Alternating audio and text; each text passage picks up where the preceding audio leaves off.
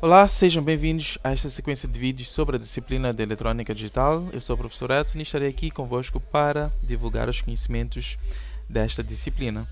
No último vídeo, resolvemos o primeiro exercício que está aqui enumerado.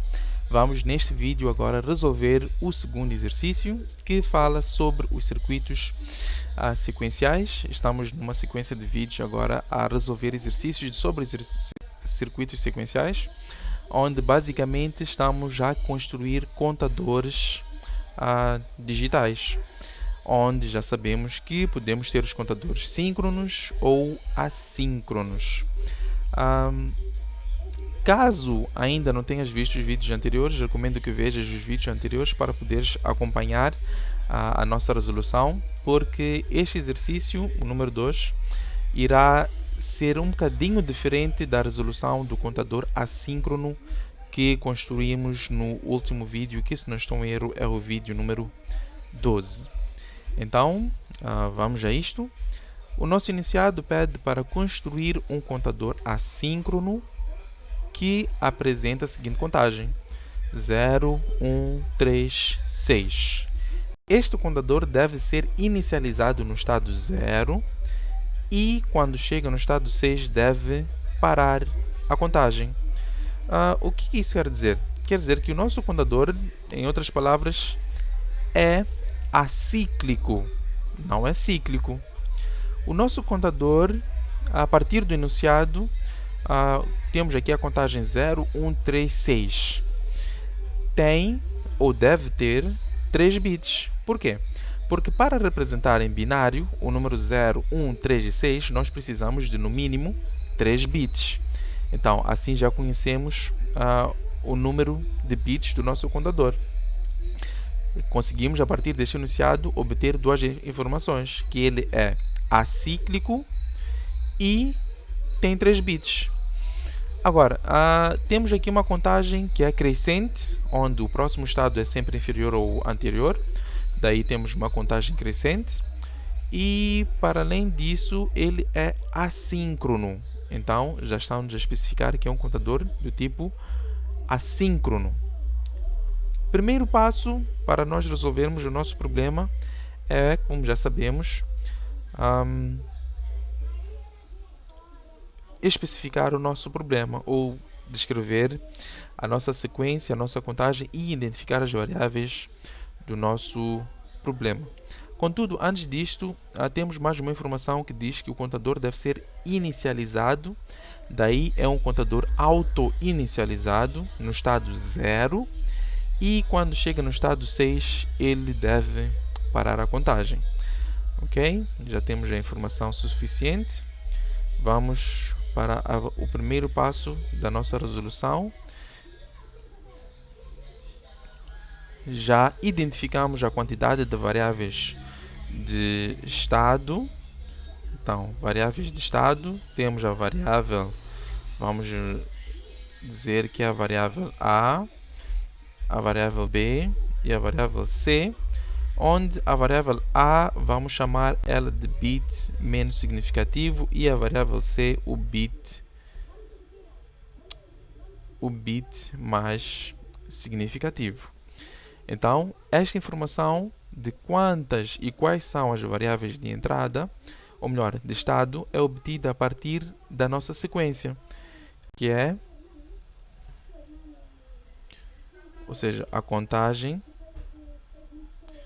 que é 0, 1, 3, 6. Vamos confirmar. 0, 1, 3, 6, sim. E foi dito que para representar o número 0, o número 1, o número 3 e o número 6, são necessários de no mínimo 3 bits. Daí estas 3 variáveis de estado que o nosso problema apresenta. Agora, conseguimos interpretar que o nosso contador é crescente, acíclico e assíncrono. Também temos aqui a informação. obtida toda ela a partir do nosso enunciado. Então, temos aqui toda a descrição do nosso contador. Vamos passar para o segundo passo, que é o nosso diagrama de estados, onde vamos primeiro representar como é que estão as nossas variáveis no diagrama. As nossas variáveis estarão nesta sequência C, B, A, porque A é menos significativa e C é a mais significativa. E podemos representar os estados que estão aqui. Esta é a nossa legenda. Então, o primeiro estado é o estado 000. Depois temos o estado 001. Depois temos o estado 011. E por fim temos o estado 1, 1, 1, 0, que é o estado 6. Este é 1, 1, 0.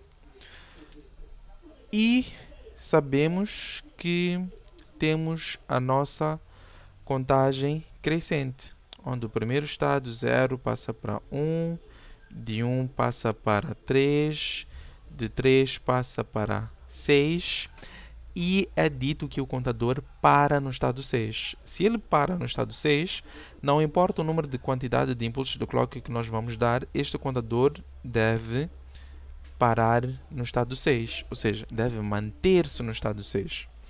Então, inicia no estado 0, passa para 1, 3, 6 e para.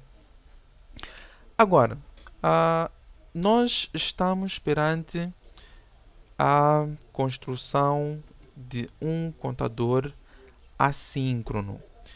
E nesta situação, nós já sabemos, pelo vídeo anterior, que no contador assíncrono nós não encontramos as equações de entrada dos flip-flops do tipo T.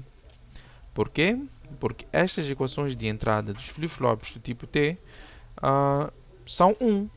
Porque nós já sabemos que no contador assíncrono os flip-flops têm 1 na entrada T de cada um dos flip-flops que representa as variáveis de estado.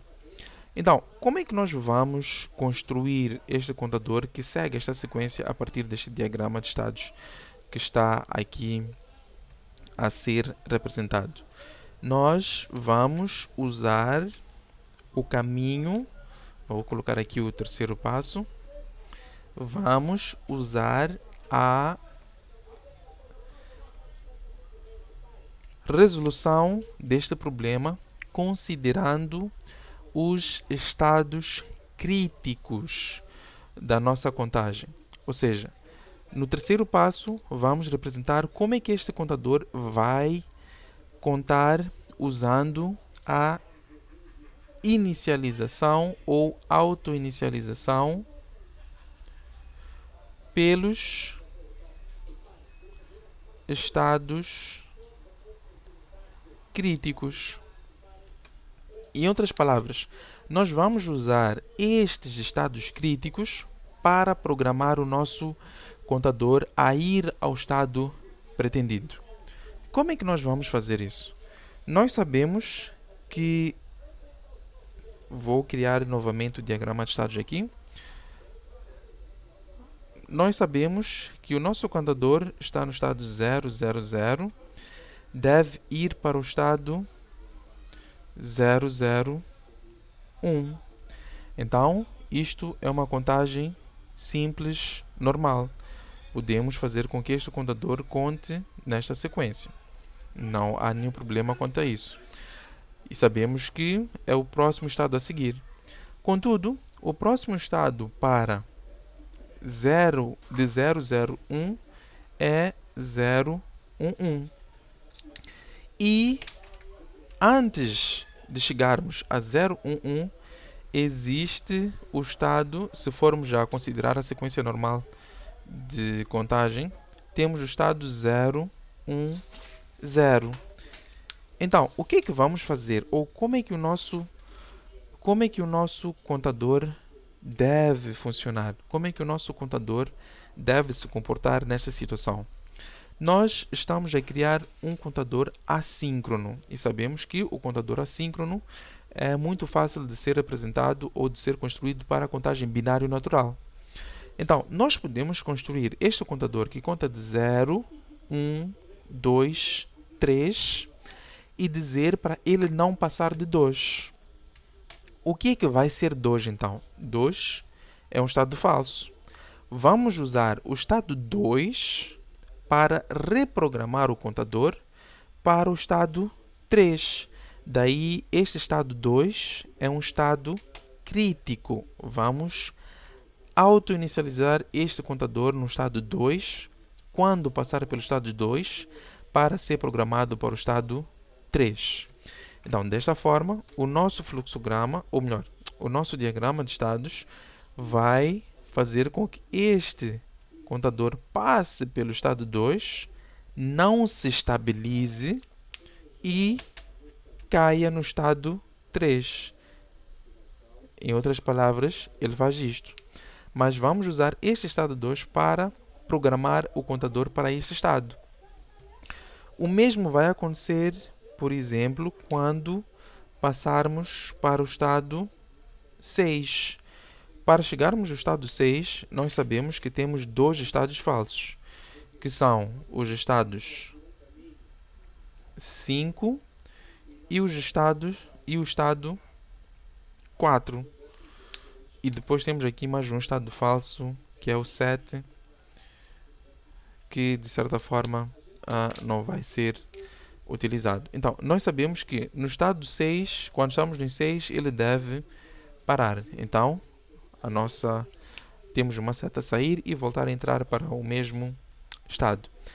Contudo, considerando que estamos a usar um contador assíncrono que conta do binário natural, quando chega em 3, nós queremos passar para 6. O que é que vamos usar para poder reprogramar o contador usando a auto-inicialização pelos estados críticos até chegarmos ao estado 6?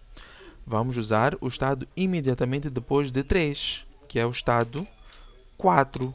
Então, vamos usar este estado 4 para ser usado pelo contador para auto-inicializar ele a chegar no estado 6, de forma que o nosso circuito tenha esta representação.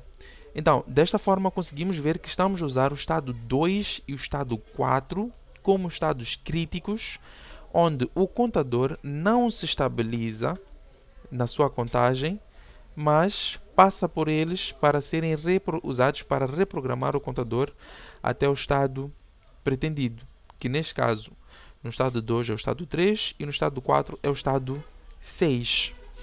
Então, já começamos a ter uma ideia do que é que nós devemos fazer para obter este determinado contador.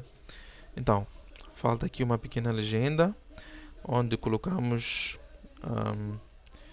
estes aqui como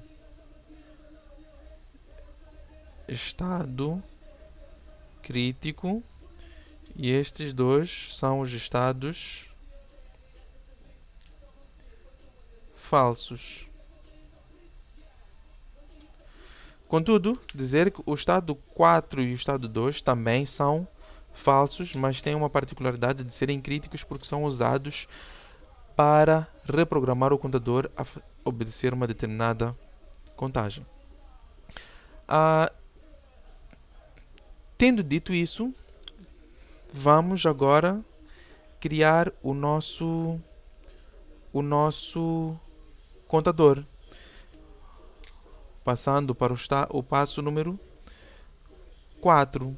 Neste estado 4, nós pretendemos encontrar algumas equações. Algumas equações que vamos chamar elas de equações para a auto-inicialização deste contador pelos estados críticos. Contudo, quais são as equações que nós vamos usar, então, se não podemos usar as equações de entrada dos flip-flops?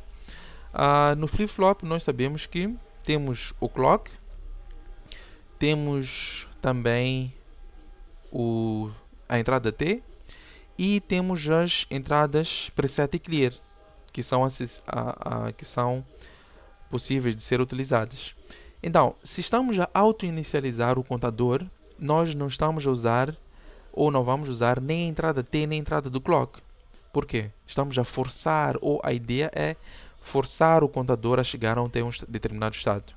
Se estamos a forçar o contador até um determinado estado, vamos usar as entradas prioritárias.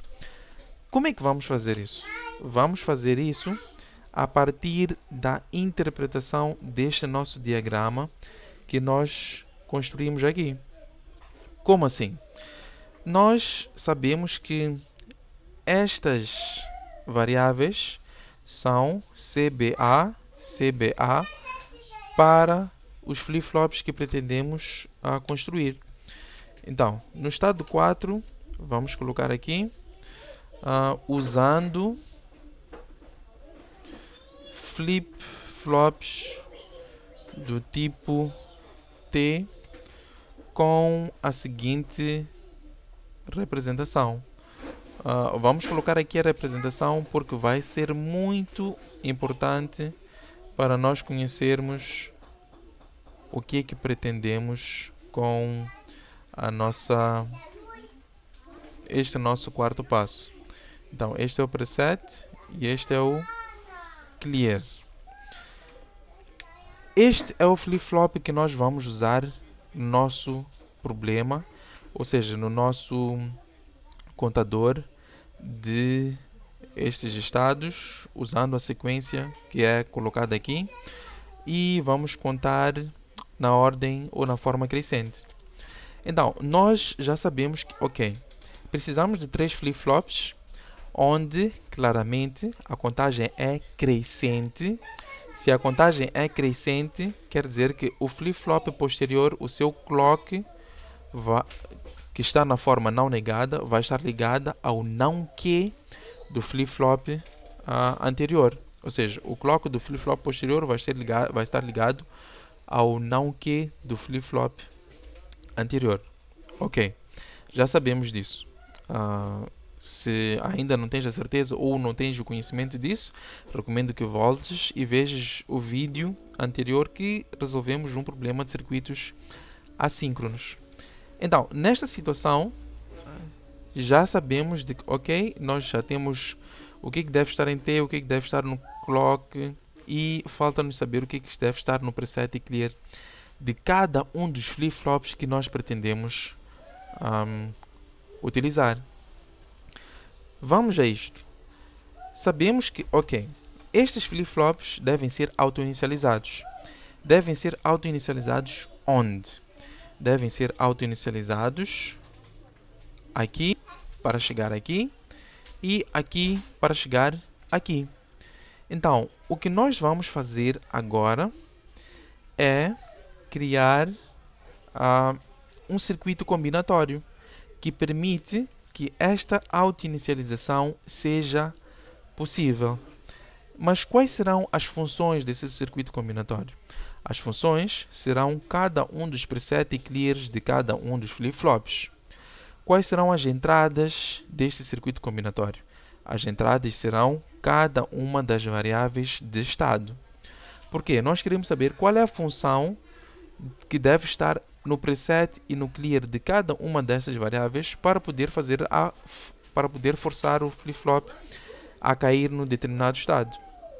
Então, usando este flip-flop do tipo T, vamos construir o circuito sequencial o circuito combinatório para forçar o preset e o clear de cada um dos flip-flops para chegarmos a determinado estado. Como é que vamos fazer isso? Vamos então criar uma tabela de verdade, considerando que já conhecemos quais são as variáveis envolvidas. Quais são as variáveis envolvidas? São C, B, A. Então, já sabemos quais são as variáveis de entrada deste nosso deste nosso circuito combinatório que estamos a fazer, e quais são as variáveis de saída, que são, neste caso, o preset de C e o clear de C, o preset de B, o clear de B, e temos, espero que o espaço seja suficiente, o preset de A e o clear.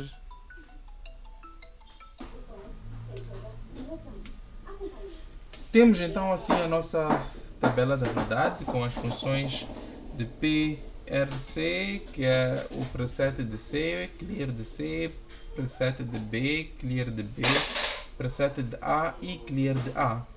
E vamos achar estas funções em função das nossas variáveis de estado. Ou seja, preenchemos aqui normalmente, seguindo o código binário natural.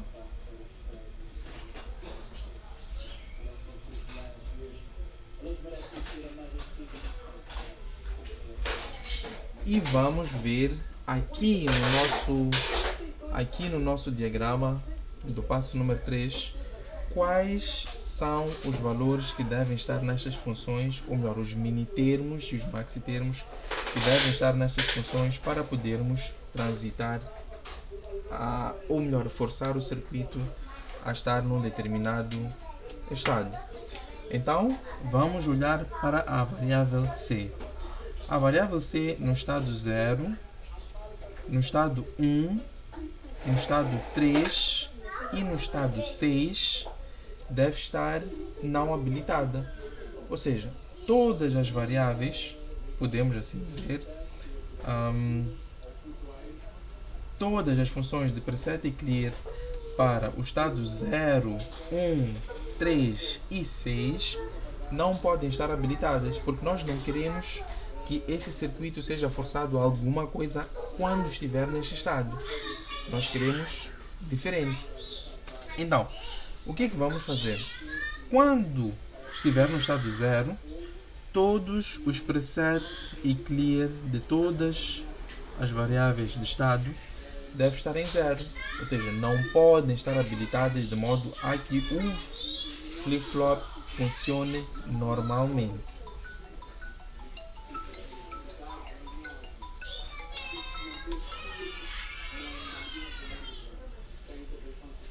De modo que o nosso flip-flop funcione normalmente.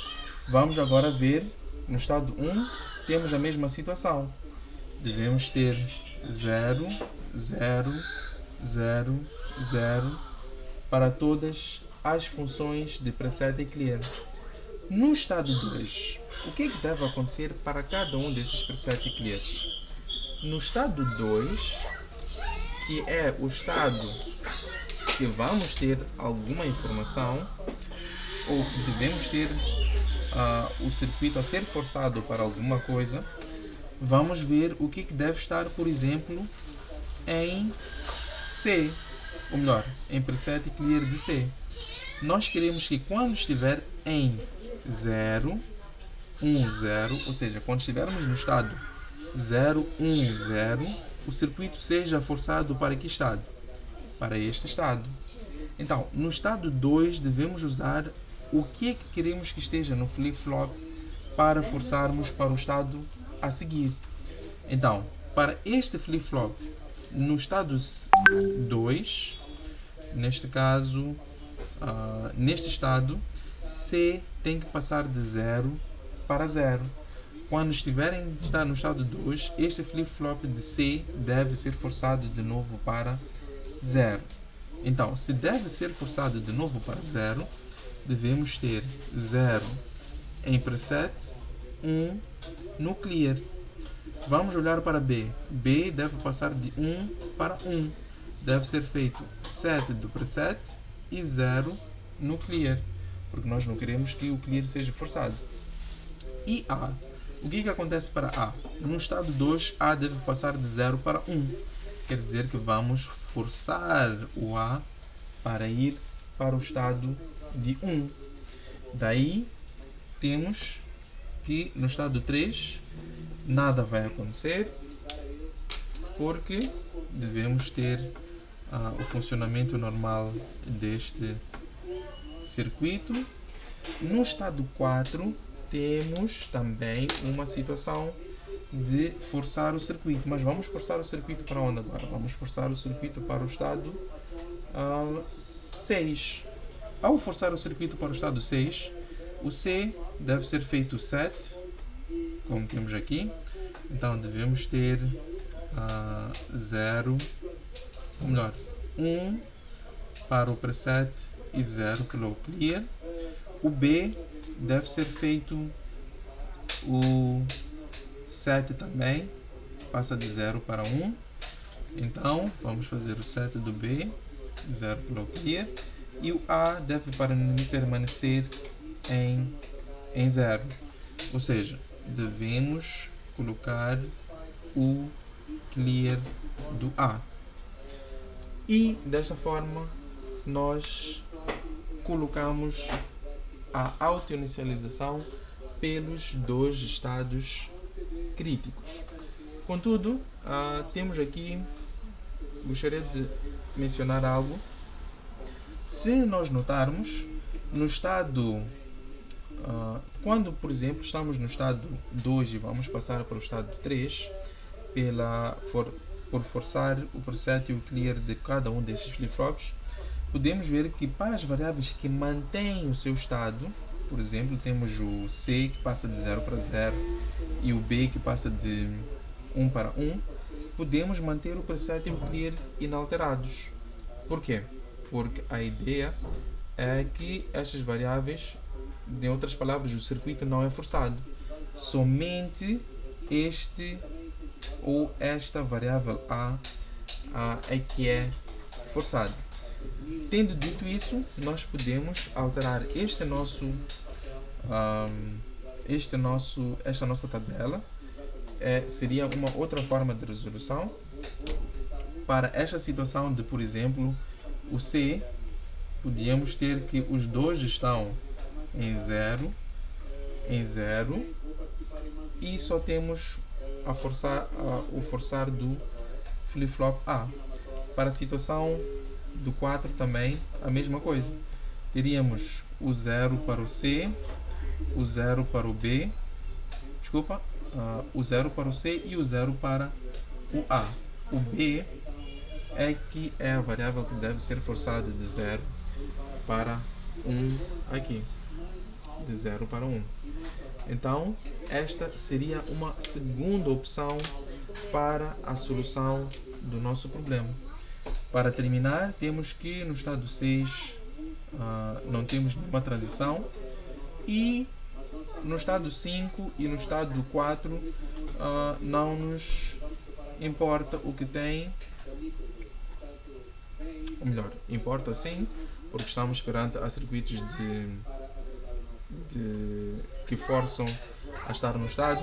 Devemos colocar aqui todos eles em 0, porque nós não queremos que no estado 6 ou no estado 4 exista uma auto-inicialização.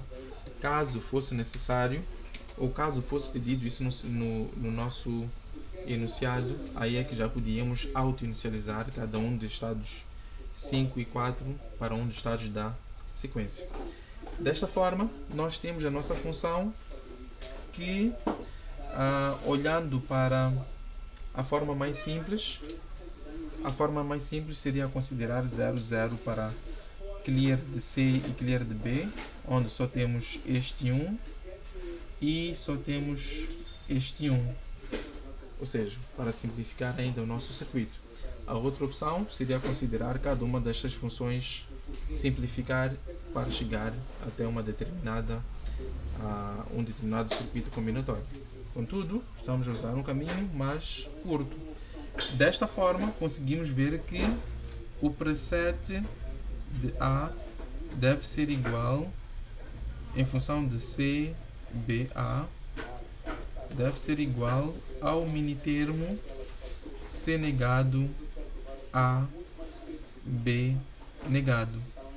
E o preset também de B, em função de C, B, A, deve ser igual a C, A negado, B negado. Temos assim as nossas funções, ou o que deve estar em preset de A e preset de B, para nós termos o nosso circuito a ser forçado pelos estados críticos. Para finalizar o nosso problema, temos aqui o passo número 5. Vamos colocar aqui o passo número 5, onde vamos implementar a nossa função, ou melhor, o nosso circuito, considerando os flip-flops que já havíamos mencionado.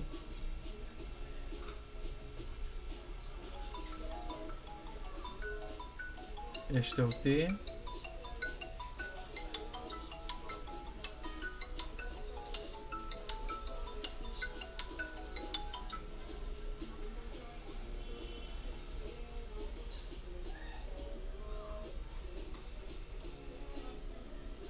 Este é o T, aqui temos o clock, depois temos aqui os Qs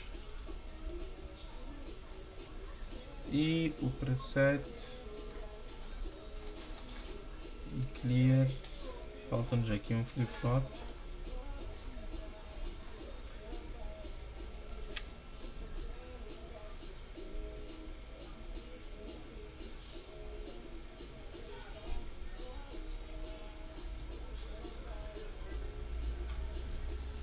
Preset e clear. Então, segundo o nosso enunciado, temos que todos os T's estão em 1. Os clocks, temos a primeira linha do clock, que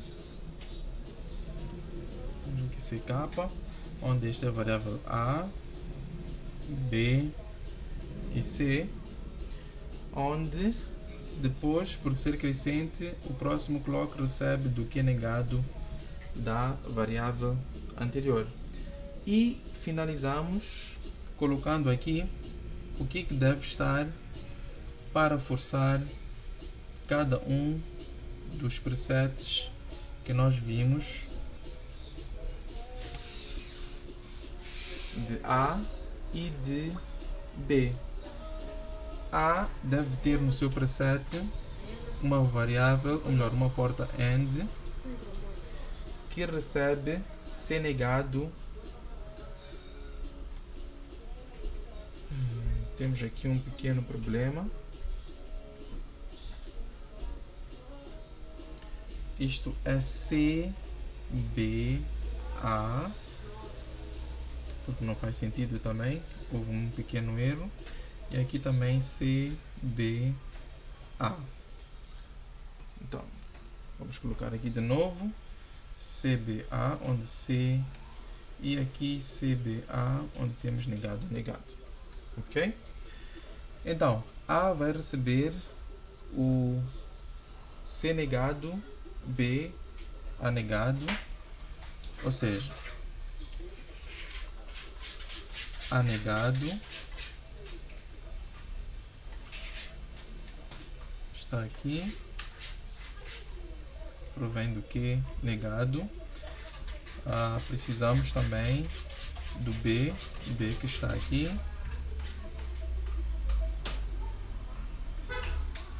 e C negado que está aqui,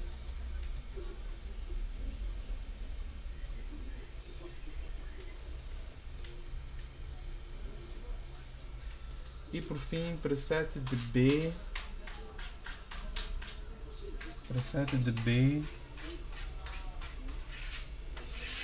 é uma porta AND também que recebe C, B negado, A negado. Temos aqui B negado, A negado e C.